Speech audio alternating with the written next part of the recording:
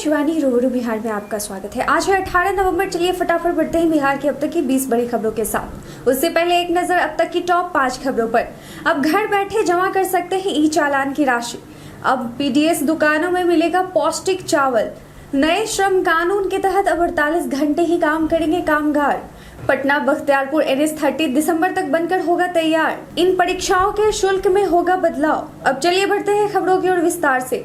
पटना के IGIMS की emergency में भर्ती होने के लिए मरीजों की RT-PCR जांच जरूरी नहीं होगी। अब एंटीजन किट से जांच कर मरीजों को इमरजेंसी में भर्ती लिया जाएगा। आर्टिफिशियल जांच रिपोर्ट आने में लगभग 24 घंटे का समय लग जाता है। ऐसे में मरीजों की जान भी जाने का खतरा होता था। कई बार मरीजों के परिजन हंगामा और तोड़फोड़ तक कर चुके थे। इसी को देखते हुए अस्पताल प्रशासन ने ये ठोस कदम उठाया है। बैरिया स्थित नए पाटलिपुत्र बस टर्मिनल पर यात्रियों को एक छत के नीचे ही कई तरह के लजीज व्यंजन मिल सकेंगे। इसके लिए बस स्टैंड के भवन में वातानुकूलित फूड कोर्ट बनाया जा रहा है। इसमें करीब 20 रेस्टोरेंट होंगे। नगर विकास एवं आवास विभाग ने पटना DM को इन दुकानों का आवंटन करने का निर्देश दिया है। जानकारी के अनुसार बस स्टैंड में स्थानीय बड़े ब्रांड के साथ कई अंतर्राष्ट्रीय फूड चेन को भी जगह मिलने की संभावना है। दुकानों का आवंटन खुली डाक यानी के जरिए किया जाएगा। उम्मीद है कि दिसंबर तक यह काम पूरा कर लिया जाएगा। राज्य भर में मोटर वाहन अधिनियमों यातायात नियमों के उल्लंघन में ई चालान काटने पर जुर्माने की राशि कहीं से भी घर बैठे वसूल कर सकते हैं। इसके लिए परिवहन विभाग ने ऑनलाइन व्यवस्था शुरू की है। इस संबंध में परिवहन विभाग द्वारा सभी जिलों के संबंधित पदाधिकारियों को निर्देश दिया गया है। परिवहन सचिव संजय कुमार अग्रवाल ने कहा है कि यातायात नियमों के उल्लंघन करने वाले वाहन चालकों से हैंड हेल्ड डिवाइस के माध्यम से ई चालान की व्यवस्था पूर्व से पटना सहित सभी जिलों में लागू है। उन्होंने कहा कि आप e-चालान.परिवहन.gov.in या इंडेक्स या एक्यूज्ड चालान पर जाकर जुर्माने की राशि जमा कर सकते हैं। देश की गर्भवती महिलाओं और बच्चों को कुपोषण से सुरक्षित रहने के लिए केंद्र सरकार मार्च 2023 तक देश की सभी PDS दुकानों में पौष्टिक युक्त चावल पहुंचाएगी और इसी चावल का वितरण किया जाएगा। इस प्रक्रिया के बाद धीरे धीरे यह भी सुनिश्चित किया जाएगा कि पूरे देश में सामान्य दुकानों में भी पौष्टिक युक्त चावल ही मिले। आपको बताते चले कि आज करोड़ों लोगों को वन नेशन वन राशन की सुविधा मिल रही है। बिहार में नीतीश सरकार ने नए श्रम कानून के लिए दिशा निर्देश दे दिए हैं। नए श्रम कानून के तहत अब राज्य के कारखानों में काम करने वाले सभी कामगारों को एक सप्ताह में अधिकतम 48 घंटे ही काम करना होगा। इससे अधिक काम लेने की अनुमति फैक्ट्री संचालकों को नहीं होगी। इस तय अवधि में भी कामगार से एक दिन में अधिकतम 12 घंटे तक का काम कराया जा सकेगा। वहीं काम कराते समय 5 घंटे के बाद कामगारों को हर हाल में आधे घंटे का ब्रेक दिया जाएगा। इसके साथ ही जहां 500 कामगार होंगे वहां एक सुरक्षा अधिकारी भी बहाल किए जाएंगे।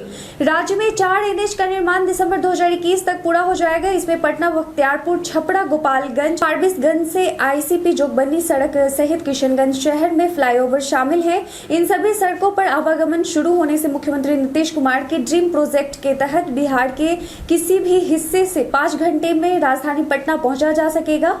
वहीं पटना बख्तियारपुर NH 30 का निर्माण करीब 50 किलोमीटर की लंबाई में करीब 1172 करोड़ रुपए की लागत से 26 सितंबर 2011 से शुरू हुआ था। अब 31 दिसंबर 2021 तक इसका निर्माण तय समय पर पूरा होने की संभावना है। रसोई गैस की सब्सिडी बैंक खाते में नियमित रूप से नहीं पहुंचने से उपभोक्ता परेशान है। कुछ उपभोक्ता के खाते में बहुत कम पैसा गया है तो कुछ के खाते में गया ही नहीं है। हालांकि कुछ उपभोक्ताओं के खाते में नवंबर में भी सब्सिडी की राशि भेजी गई है। IOC ने भी माना कि फिलहाल रसोई गैस सब्सिडी के भुगतान में कुछ परेशानी बनी हुई है। इस मामले में IOC की ओर से कहा गया है कि रसोई गैस सब्सिडी भुगतान के लिए नया सिस्टम बनाया गया है, लेकिन इस नए सिस्टम से सुचारू रूप से काम नहीं हो पा रहा है। इस वजह से परेशानी हो रही है। जमालपुर डीजल शेड में इलेक्ट्रिक इंजन का मरम्मत शुरू हो गया है। अब तक डीजल इंजन पर जमालपुर रेल कारखाने का नाम लिखा रहता था, लेकिन अब इलेक्ट्रिक इंजन पर जमालपुर का नाम दिख रहा है। डीजल शेड में इलेक्ट्रिक इंजन का काम शुरू हो गया है। काम शुरू होने से लगभग 3000 कर्मियों में नई आस जगी है। जानकारी के मुताबिक जमालपुर डीजल शेड में हर वर्ष 5 दर्जन के आसपास इलेक्ट्रिक इंजन को दुरुस्त करने का वर्कलोड मिलने की उम्मीद है। माह के अंत तक यहां 4 और इलेक्ट्रिक इंजन पहुंचेगी। जयप्रकाश नारायण पटना एयरपोर्ट पर तकनीकी कारणों से बुधवार को स्पाइस जेट की मुंबई जाने वाली उड़ान रीशेड्यूल कर दी गई। इससे गुस्साए हवाई यात्रियों ने एयरपोर्ट पर हंगामा किया। बाद में एयरलाइंस अधिकारियों ने अन्य विमान से शाम 6 बजे मुंबई भेजने की घोषणा की, जिसके बाद यात्री शांत हुए। फिलहाल एयरलाइंस के इंजीनियर विमान में आई खराबी की जांच कर रहे हैं। तालाबों के शहर के नाम से प्रसिद्ध दरभंगा की पहचान मिटने के कगार पर पहुंच चुकी है। तालाबों का अस्तित्व मिटने के साथ ही यहां होने वाले विश्व प्रसिद्ध मखाना का अस्तित्व भी खतरे में है। आज भले ही मिथिला मखाना के नाम से जीआई टैगिंग की बात जोर शोर से की जा रही है, लेकिन दरभंगा जिले से मखाना उत्पादन का कारोबार लगभग सीमांचल में शिफ्ट हो गया है। ऐसा नहीं है कि सीमांचल इलाके में मखाना की खेती कोई नई पद्धति से की जा रही है, बल्कि आज भी मखाना की खेती इन इलाकों में पारंपरिक तरीके से ही की जा रही है। फर्क सिर्फ इतना है कि मखाना की खेती के उपयोग में आने वाले तालाबों को प्रशासनिक मिलीभगत से पहले भर लिया गया और बाद में वहां बहुमंजिला इमारतें खड़ी कर दी गई। उम्मीद है कि प्रशासन इस पर ठोस कदम उठाएगी। गोस्सनर कॉलेज का 2 दिवसीय स्वर्ण जयंती महोत्सव का बीते दिन शुरुआत किया गया। आपको बता दें कि बिहार सरकार द्वारा अल्पसंख्यक लोगों के लिए चलाया जाने वाला यह पहला कॉलेज था, जिसकी शुरुआत बेथेसदा से हुई थी, जो बेथेसदा आज स्कूल के रूप में मौजूद है। इस कॉलेज की शुरुआत मात्र 56 रुपये 50 पैसे से हुई थी। इसके संस्थापक निर्मल मीज थे। अनुसूचित जाति और जनजाति के उत्थान के लिए उन्होंने कार्य किया। वहीं भारतीय क्रिकेट टीम के पूर्व कप्तान महेंद्र सिंह धोनी ने भी इसी कॉलेज से अपनी पढ़ाई की है। आपको बताते चले कि यह कॉलेज फिलहाल झारखंड राज्य की राजधानी रांची में स्थित है। बिहार के दानापुर में एलिवेटेड रोड निर्माण में प्रशासन तेजी से काम करने में जुट गया है। इसके लिए मुआवजा प्रक्रिया भी जल्द शुरू होने वाली है। इसके बाद जमीन अधिग्रहण कर काम में तेजी लाया जाएगा। बताया जा रहा है कि जिला प्रशासन ने किसानों से रकबा और बैंक अकाउंट के माध्यम से वितरण की जाने वाली राशि का प्राक्कलन तैयार कर लिया है। इस महीने के आखिर तक इसकी स्वीकृति मिलने के बाद किसानों को मुआवजे की राशि देने का काम शुरू किया जाएगा। बिहार सरकार के अधीन अलग अलग परीक्षाओं को आयोजित कराने वाली संस्थान द्वारा ली जाने वाली आवेदन फीस में अब बदलाव दिया गया है। नए शुल्क निर्धारण के तहत बीपीएससी के प्रारंभिक परीक्षा के लिए आवेदन शुल्क 600 रुपये और मेन परीक्षा के लिए 750 रुपये देना होगा। वहीं अनुसूचित जनजाति और आरक्षित वर्ग की महिलाओं के लिए प्रारंभिक परीक्षा फीस 150 और मेन परीक्षा फीस 200 रुपये देना होगा। बीएसएससी में नए शुल्क निर्धारण के मुताबिक 540 रुपये और मुख्य परीक्षा के लिए 675 रुपया लिया जाएगा। बिहार जदयू के प्रदेश से प्रखंड स्तर तक के सभी प्रकोष्ठ भंग कर दिए गए हैं। प्रदेश स्तर पर इनकी संख्या 33 थी। लोकसभा प्रभारियों को भी पदमुक्त कर दिया गया है। प्रदेश अध्यक्ष उमेश कुशवाहा ने बीते दिन यह घोषणा की है।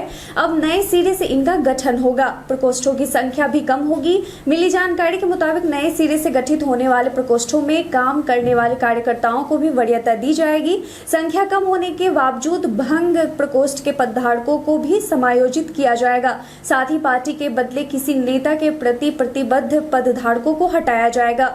गंगा टास्क फोर्स के कर्नल LN जोशी 10 सदस्यीय टीम के साथ उत्तराखंड के देवप्रयाग से गंगा मशाल यात्रा के साथ बुधवार को पटना गांधी घाट पहुंचे।